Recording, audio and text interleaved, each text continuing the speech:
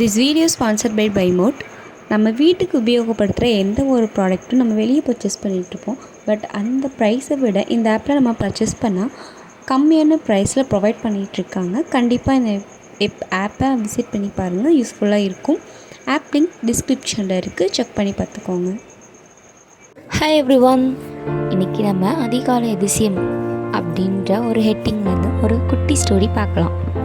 ஒரு காலத்தில் நெல்லிக்குப்பம் என்ற சிறிய கிராமத்தில் ஒரு விவசாய குடும்பம் வசித்தது.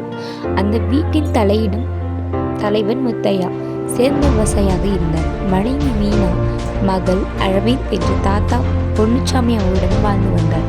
முடிந்த அளவில் தங்கள் வயலில் உழைத்து மகிழ்ந்து வாழ்ந்து வந்த அவர்கள் நிலத்தில் தண்ணீர் தட்டுப்பாடு ஏற்படுவதால் கடும் போராட்டத்தை சந்தித்தனர். விளைச்சல் குறைவாக இருந்ததால் குடும்பத்தின் நிலை மோசமடைந்தது. ஒரு நாளில் தாத்தா பொன்னுச்சாமி அரவிந்திடம் கூறினார், அதிகாலை நேரத்தில் இயற்கையிடம் பேசினால் அது உனக்கு ஒரு அதிசயத்தை தரும். அது அரவிந்துக்கு புதுமையானதாக இருந்தது. குரலற்ற இயற்கையிடம் எப்படி பேசுவது என்ற கேள்வி அவனுக்கு தோன்றியது. ஆனால் தாத்தாவின் வார்த்தைகளில் ஏதோ மந்திரம் இருந்தது போலவே அவன் உணர்ந்தான். அடுத்த நாள் அதிகாலை 4 மணிக்கு எழுந்து வயலுக்கு சென்றார்.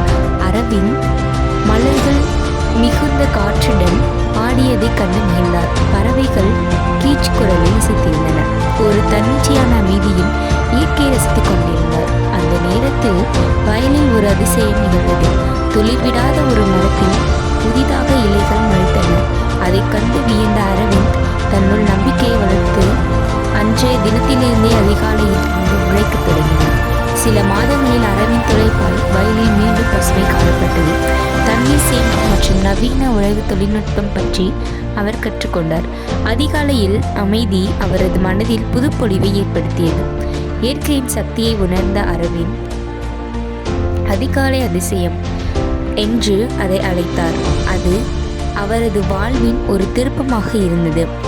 இச்சக்தியின் மூலம் அதிர்ஷ்டம் செயலில் இருந்து வரும் என்பதை உணர முடியும். அதிகாலையில் இயற்கையை ரசித்து உழைப்பில் ஈடுபடுவது வாழ்க்கையை நம்பிக்கையுடன் அழகாக்குகிறது.